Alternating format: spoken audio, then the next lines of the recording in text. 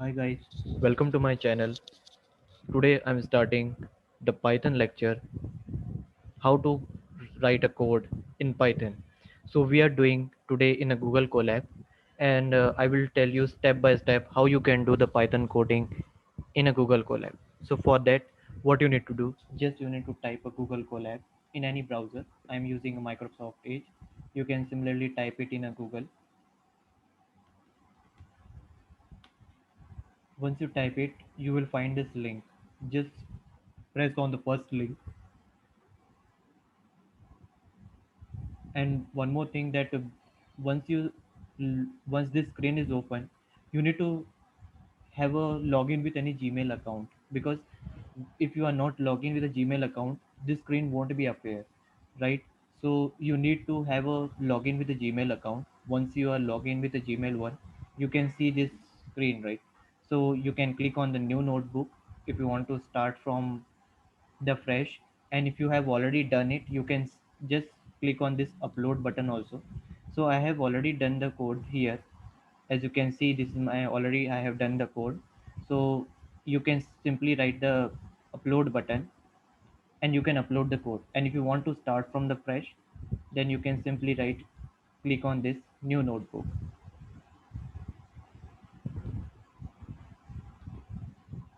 So let's start. So Python is, as everyone is using nowadays, Python, and it's in the boom. Everyone is learning Python because it is easy to learn, and it has a lot of application available in the market, and it provides you a lot of library through which it make your task easy. So I will tell you step by step, and I will upload many more videos on my same channel, on my YouTube channel, so that you can learn the whole Python series. So let's start. So in Python, how you can declare an error, you can declare a variable.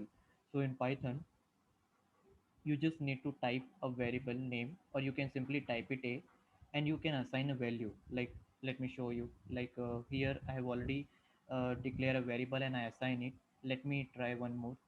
S is equal to 2, and I will going to print it. So here the Python is a dynamic programming, because here you don't need to declare a type of a data. As you have seen in C language, if you have an experience of working on C, Java, then there we need to declare a variable like this. You might have seen that you are declaring a with int a or float b, right? But here we don't need to declare any data type. This is a dynamic type, and they will going to detect the type of a data, or type of data that you have read in the variable from the data initialization itself. So now I have declared 14. It means that it's an integer type, so we don't need to declare any data type here. So that is why the Python is called dynamic type programming language,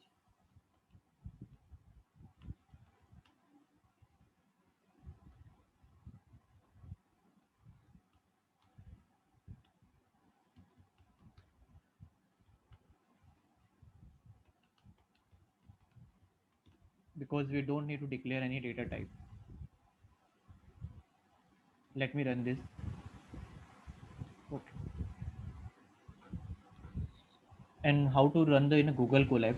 So run the Google Colab. You just need to just need to press on this arrow button, because this is called a cell, and this whole the environment is similar to the Jupyter Anaconda. What we do in the Jupyter Anaconda, exactly we do same here. The only difference is that in Jupyter Anaconda you get run button here, but in Google Colab, in the Google Cloud itself, you can get here itself. You can just press this arrow button and you can run it as many as time. So as I told you, right, it's a dynamic programming, so you don't need to declare any data type. So here, how easily we have defined a data type here, but in C language you need to declare a data type, and sometime it give an error, right? So how simple is Python programming? Similarly, you can here take another variable b, and you can initialize any text here. Just like I have text here, this is some text that I enter.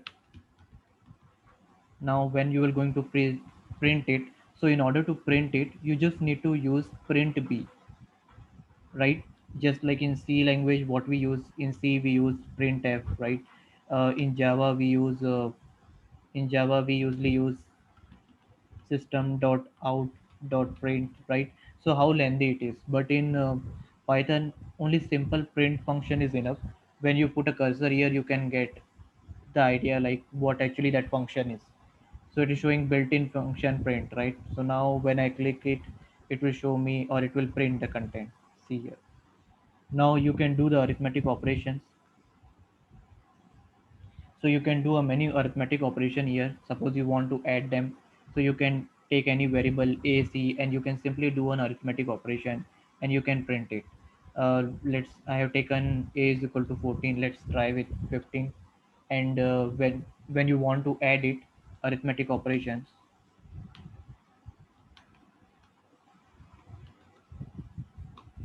So when you want to add it, just you need to use a plus c. You can directly write also here, print. This will also do. Let's run.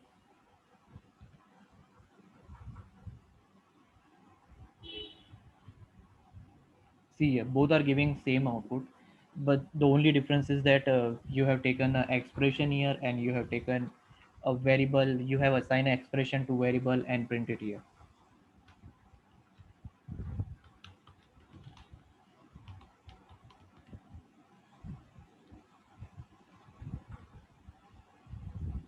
And the way you can write down the comment, how you can add a comment, you can simply add it with the help of hash sign.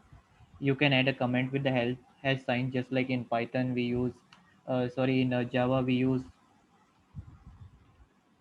this forward slash, right? In C, and we use, in order to write a multi-line comment, we use forward slash and asterisk sign, right? So in Python you can use a hash sign, which is present in the three key of a keyboard. So you here we are directly printing an expression, and here we are assigning to D.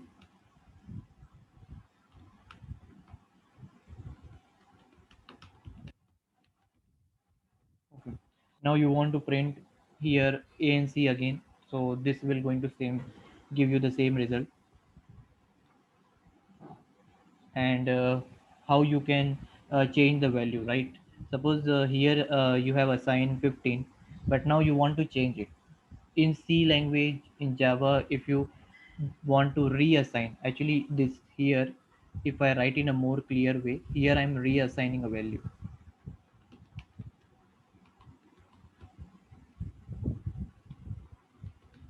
So if you want to reassign a value in Java, say they will give an error.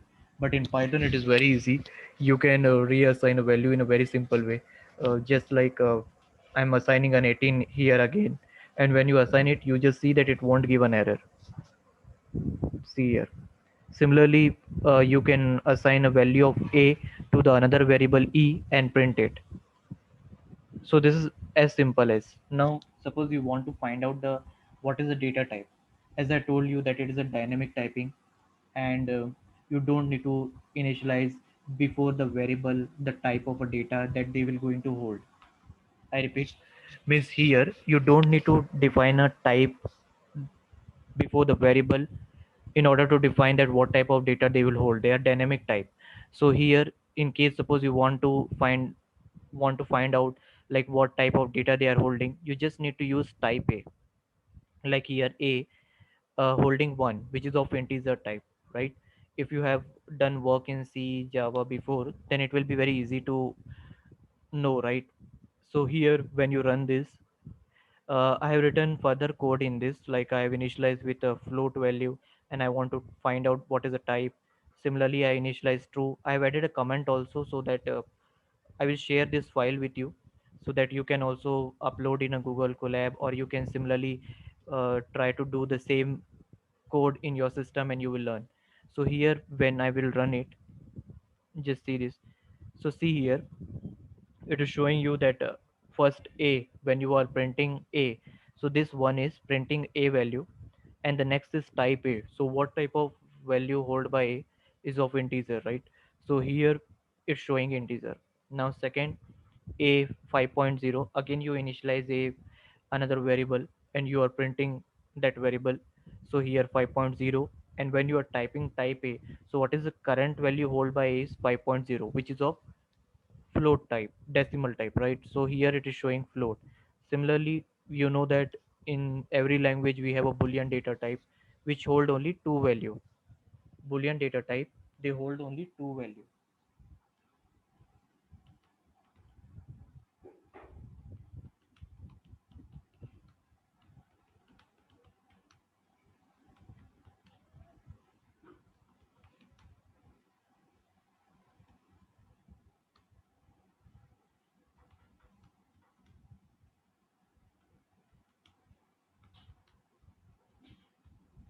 So one is true and another one is false.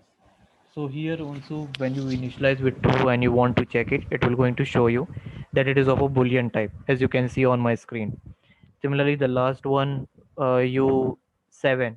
Now when you declare any value inside the double quote, it will be treated as a string. I repeat once again, when you declare any variable inside the double quote, it will treat as a string. So that is why it's showing when you are printing the type of a, it is showing string. Let me try with one more.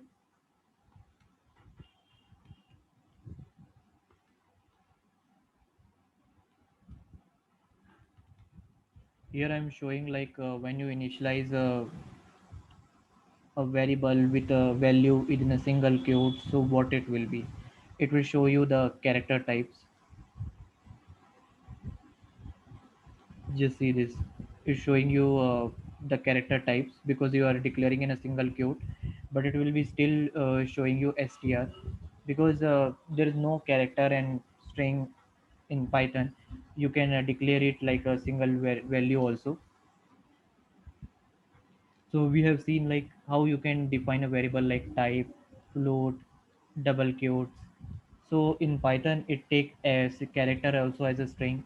So here we have declared it as in a single quotes and it's still giving you string. Similarly for 7 it is string because you have declared in a 7. But if you define without this single quote and double quote any number, then obviously it is an integer. As you can see, it's showing an integer. So this in this way you can find out the data types and you can do multiple operation that we have seen. Suppose you want to add it, I've already shown you. So after addition, what will be the type? Let's see that. So here I have taken x is equal to 15 and y is equal to 4 and I'm adding it.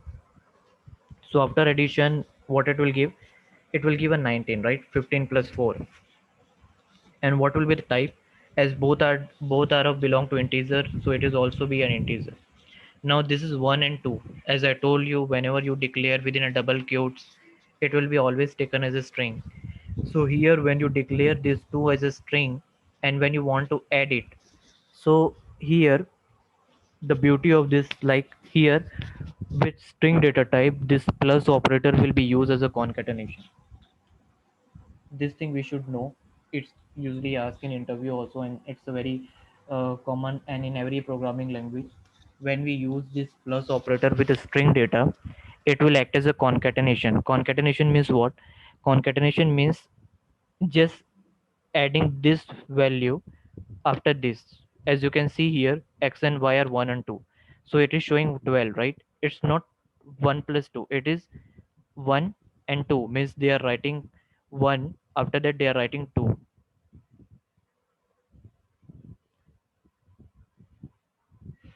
It is something like here when you with string data, when you try to do the addition operator, this is 1 and this is 2. So it will, what they will do, it will just append, you can say, or just concatenate, means combine 1 and 2 together. That is why it is looking 12. Similarly, if you try with other data, suppose it is 1 and you are adding with 5, so what it will give, means I'm writing 5 within a double quotes, so what it will give, 1 5, right? So in this way It is performing a concatenation operator.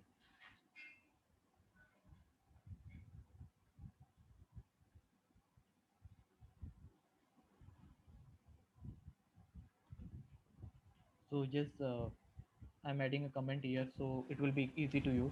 Always prefer to add a comment. Comment will be always helpful for other also to understand the code, and as well as it's a good practice to add a comment. So adding uh, two string where it means adding.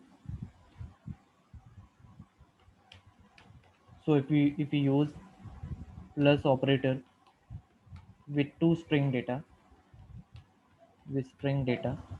then it will perform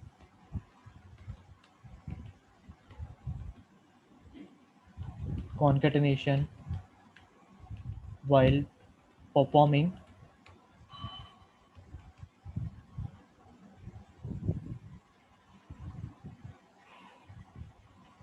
x plus y means when you perform while performing an addition between those two data, or you can write it performing addition, anything. So that is the reason, and when you find out the type of that, it will show you obviously the string as it is showing. You can do multiple operation here. Now let's see the division. So division, when you divide 17 by 3, here what I'm doing, I have initialized a with 17 and b with 3. Now when I will going to divide it, a divided by b, so n will be initialized with that value. So here let's run it first.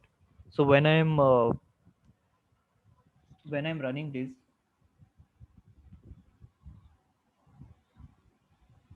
okay, let's put a comment here first.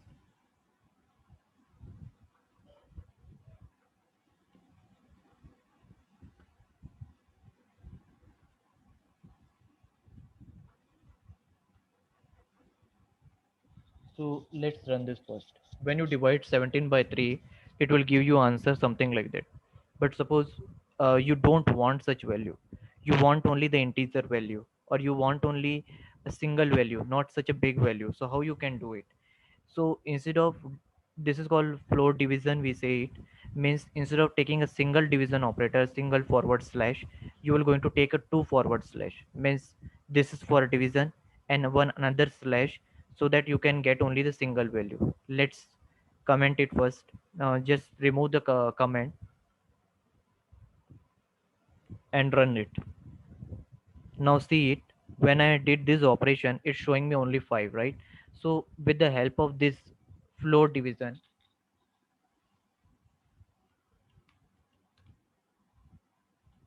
this is called as floor division. With the help of floor division, we can remove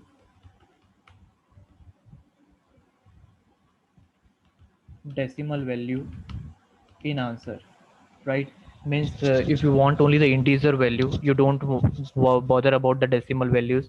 So you can, how you can do it with the help of this.